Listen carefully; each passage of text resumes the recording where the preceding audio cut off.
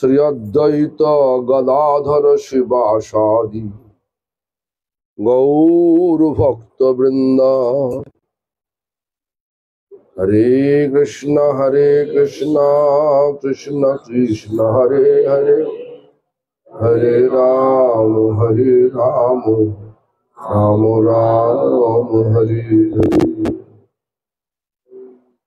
সর্বপ্রথমে গুরুপাদ পদ্ম নিত্যলীলা প্রবিষ্ট ওং বিষ্ণুপাদষ্টোত্তর শত শ্রী শ্রীমৎ ভক্তি প্রমোদ পুরী গোস্বামী ঠাকুর পরম গুরুপাদ পদ্ম সমগ্র বিশ্বে গৌড়ীয় মঠ প্রতিষ্ঠানের মূল প্রতিষ্ঠাতা শিল প্রভুপাদ ভক্তি সিদ্ধান্ত সরস্বতী গোস্বামী ঠাকুর তথা সম্প্রদায় দ্বারা নিযুক্ত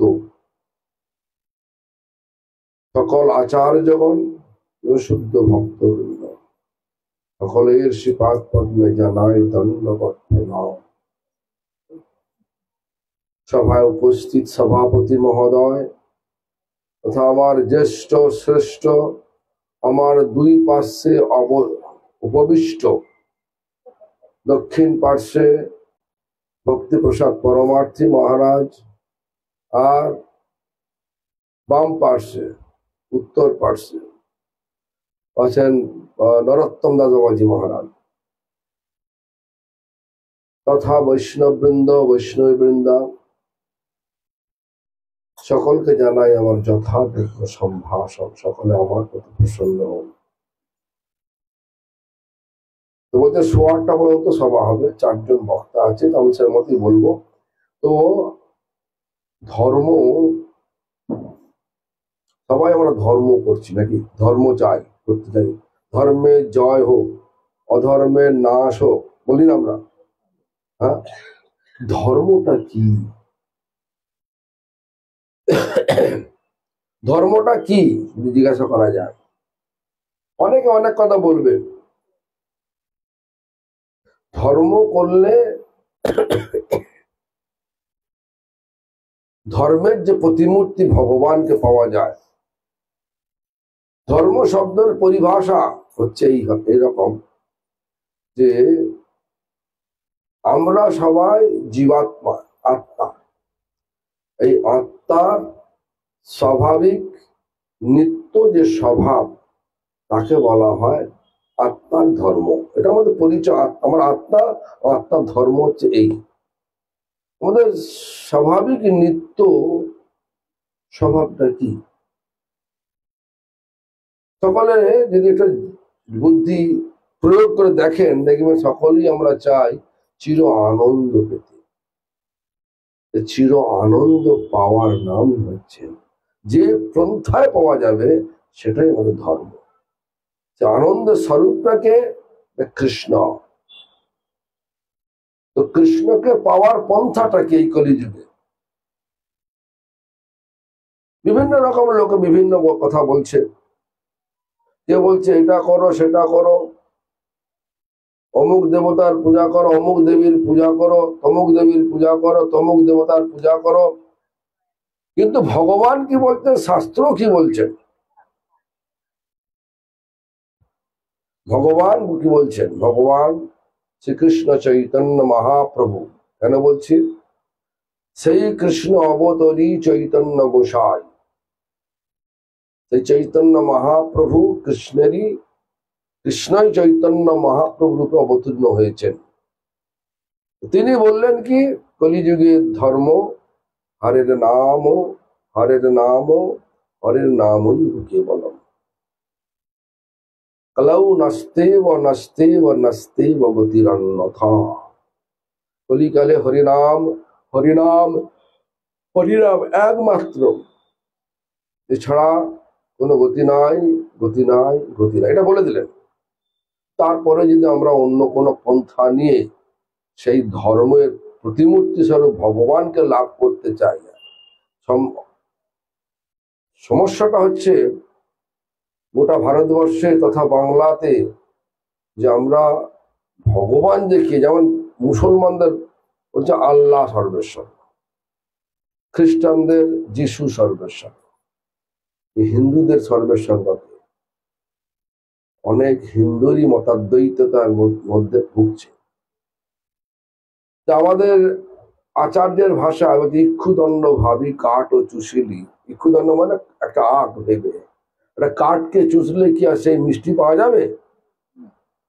ঠিক তেমনি করে যদি আমরা চিন্তা করি যে আমি এটা করলেই সব হয়ে যাবে, ভগবান যেটা বললেন সেটা করব না, ভগবান তাকে পাওয়ার পথটা বলে দিলেন, সেটা করলাম না, সেটা বাদে সবকিছু করতে রাজি আছে।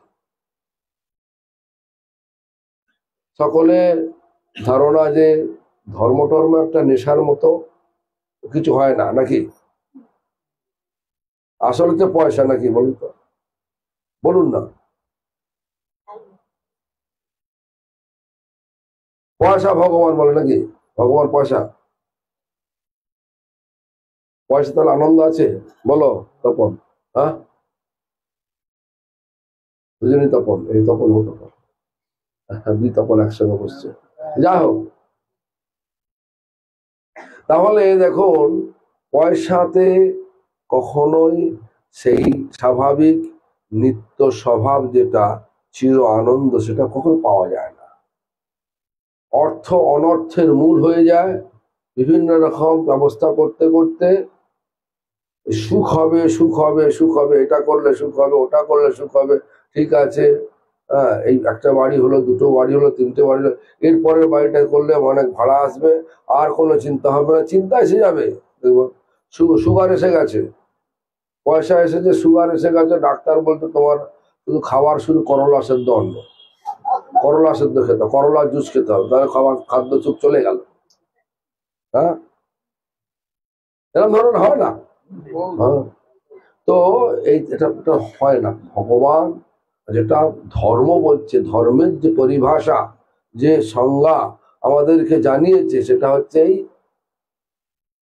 আমরা হচ্ছে আত্মা, আত্মার স্বাভাবিক নিত্য স্বভাবকে বলা হয় আত্মার ধর্ম। স্বাভাবিকভাবে আমরা কি চাই না, সেটা চির আনন্দ চাই। কেউ বলতে পারবে না আমি দুঃখ চাই, কিন্তু দুঃখ তো পরিশেষে এসেই যায়।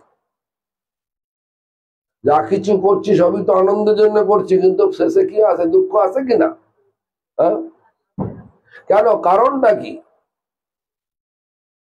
যখন গোবিন্দ দাসী ভাবলো যে কিশলা বিদ্যালয়টা করে আমার একদম সম্পূর্ণ আমার ভালো হয়ে যাবে, তখন এখন দেখে তো মনে চিন্তায় পড়ে গেছে। কেন? ভগবানকে বাদ দিয়ে যেখানে যাবেন সেটাই মায়া। আর মায়া মানে যেটা যেটা আমাদের সত্যি নয়, সেটাকে সত্যি বলে মনে করাটাই মায়া। ভাবছেন যে বেহালায় এসে 4টে বাড়ি করলে আমি সুখী হয়ে যাব, হবে না। 4টে কেন, 400খানা বাড়ি করুন না কেন, সুখ হবে না। বাড়ি নিয়ে আপনি যেতে পারবেন না। শরীর ফেলে, শরীরটাও ভৌতিক, শরীর ফেলে যেতে হবে। আমাদের অস্তিত্ব, আমরা আত্মা, আত্মা এসছে ভগবান থেকে, তার খাদ্য ভগবানের খাদ্য। চিন্ময় জগৎ থেকে আত্মা এসছে, খাদ্যটাও চিন্ময়। কিন্তু আমরা কি ভাবি, যা কিছু খাচ্ছি আত্মা খেতে যেতে খাচ্ছে, তাই তো? আত্মা খায় নাকি? তাই আত্মা খায়? শরীর, শরীরটা যদি ভৌতিক হয়, শরীরের জন্য খাচ্ছে তো, ভৌতিক খাবার খাচ্ছে। লোকেরা বলে আত্মাই খাচ্ছে, আমার আত্মা চাইছে, আত্মা চাইছে, আত্মা খাচ্ছে। তো যাই হোক, যার যেরাম সঙ্গ, তার সেরাম চিন্তাধারা, তার সেরাম স্বভাব হয়েছে। এটা কিছু বলা যাবে না, একটা বলা যাবে না, বললে আপনাকে মাথায় বাড়ি ভরে যাবে। সেজন্য শুধুমাত্র বলা উচিত কি যুক্তি দিয়ে, যুক্তি দিয়ে বলা উচিত কি, যে যদি আমরা যদি শরীরটা এই জগতের ভৌতিক শরীর, ভৌতিক খাদ্য দিয়ে শরীরটা বোঝাতে হবে, কিন্তু আত্মার খাদ্য কি? আত্মার খাদ্য হচ্ছে, আত্মা আসছে চিন্ময় জগৎ থেকে, তার খাদ্যটাও চিন্ময়। সেই চিন্ময় জগৎ থেকে নেমে এসছে এই কলিযুগের ধর্মস্বরূপ হরিনাম। হরিনামটাকে পান করতে হবে, নিত্য পান মানে নিত্য করতে হবে। করলে কি হয়? আত্মার খাদ্য হয়। দেখুন আমরা তো সবই তো আছে, থাকার জন্য মাথার উপর ছাদ রয়েছে, পরবার জন্য উপযুক্ত সব কাপড়, অনেক পরিমাণ কাপড়ও রয়েছে, আর উদর পূর্তির জন্য ভালো খাবারও রয়েছে। তারপরেও কি মনে হয় না কিছু একটা অভাব চলছে? মনে হয় না কিনা বলো? কেন? ওই আত্মা শরীরের মধ্যে বসে শুধু কাঁদছে, আমার খিদে পেয়েছে খেতে দাও। এখানে সবাই বসে আছে, এখানে যদি একজন ব্যক্তি আমার খিদে পেয়েছে অল্প অল্প করে কাঁদছে, খেতে দাও আমার খেতে দাও না বলে, তাহলে বাকি যে এতজন বসে আছি তারা কি সত্যি করে বসতে পারবে? শান্তিতে বসতে পারবে? সবই পাচ্ছি, কিন্তু ভেতরে যেন কিছু অভাব লেগে গেছে। কিসের অভাব?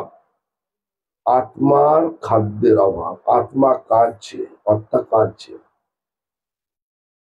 সেই আত্মাকে খাওয়াতে পারলেই তাহলে আসল আখটা চিনে চেবাতে থাকবে। আসল যে আখ, যেখানে মিষ্টি রস ভরা রয়েছে, সেই আখ চিনতে পারবো।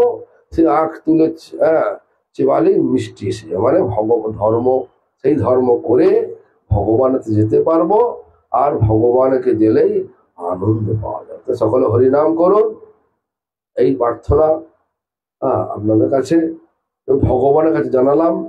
আপনাদের ভগবান সকলকে এই হরিনামে উৎসাহ দেয়, আর আমরা সকলের ধর্মে প্রতিষ্ঠিত হন, দেখবেন প্রকৃত আনন্দ পাবেন। ভগবান যেখানে আনন্দ সেখানে থাকতেই হবে। যাই হোক, সময় তো হয়ে গেছে, 8:30 পর্যন্ত আমাদের কথা অনেক হবে এরকম বলেছেন। ওরা এখন প্রায় 8টা বাজে নাকি? 7:45 বাজে। এখন বক্তাও অনেক আছে, আমি আর বেশি করবো না। তোমার তো 30 মিনিট সময় আছে, 3জন বক্তা আছে, 10 মিনিট করে পাবে। তো মহারাজ বল 15 মিনিট বলবে নাকি? মহারাজ